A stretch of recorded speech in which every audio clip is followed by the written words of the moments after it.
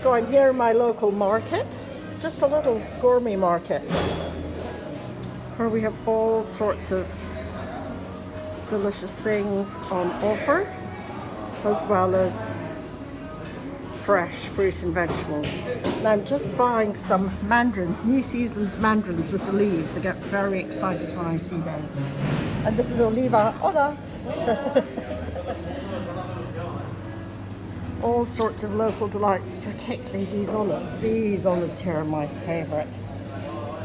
Honeys, roasted peppers, ginger, strangely enough, not part of the cuisine. They put a slice of it with some boiling water when ill. Only sell what's seasonal here, so it's cauliflowers are in season. No strawberries, no peaches. But citrus coming back into season, and pears. So there are very few bits and pieces that you need for tomorrow. A lot of ingredients, but a few bits of equipment. So for gambas ajillo, the prawns I use are frozen with shell on, and then I peel them. And the reason I do it with the shell on is so that the water does not permeate the meat. Otherwise, when you start to cook it, the water will seep into the oil and it just becomes very liquidy. It's not the end of the world, but you'd rather have oil than water in there. So if you can't get fresh prawns that haven't been frozen, or frozen shell-on prawns, just buy frozen peeled prawns. So the garlic sliced, leaving the root in because you're cooking it, just get it sliced evenly but not too thick. You don't want it transparent because that will burn, but just not too thick. 1 dried red chili, take the seeds out of that, very important.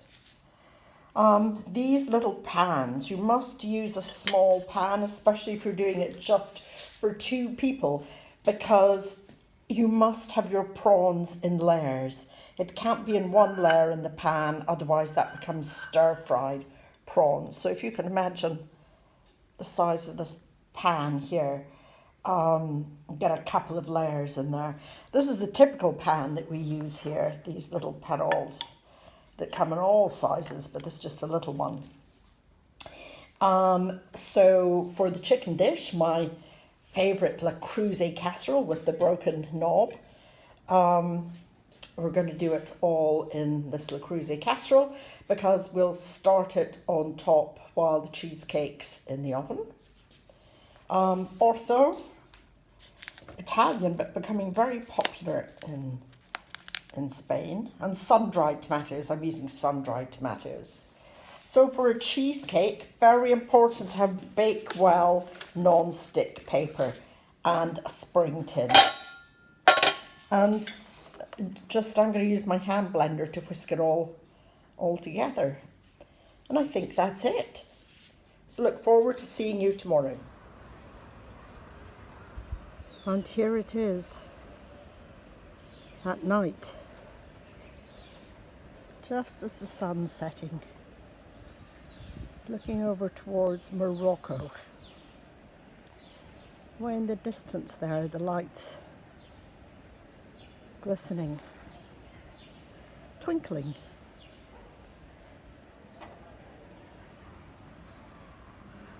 So tomorrow, hopefully, I'll be showing you this view as the sun rises from right behind the church.